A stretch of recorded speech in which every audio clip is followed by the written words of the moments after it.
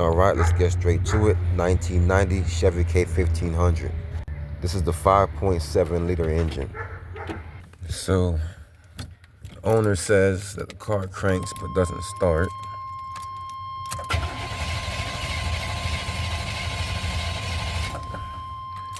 All right, that checks out.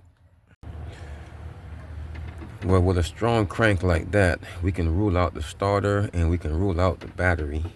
What I like to do when I have a crank like that and nothing at all, I like to start at fuel. With this having 8 cylinders, it's going to take a lot for this to not start at all because of like bad wires or things like that. So I like to try you know, putting a little fuel to it to see if maybe the fuel pump is going bad.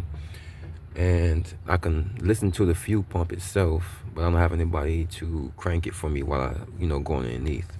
So I'm gonna do it this way. All right, let me try to listen for the fuel pump and see.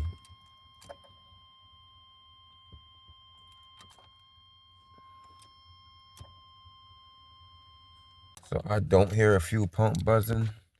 So I'm gonna go ahead and do the starter fluid trick.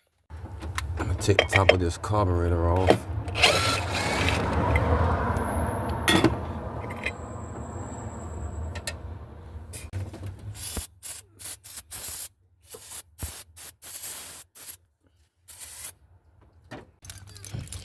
So I sprayed the starter fluid in there. Let's see if it turns on and cuts back off. It's fuel related. All right, so you heard that it started up for a quick second. Let's try it again. All right, and now it's back to crank, no start. So because it started up for a quick second and turned back off, that proves to me that it's fuel related, because it started up when I sprayed the starter fluid in there, and when that starter fluid burned off, it cut right back off.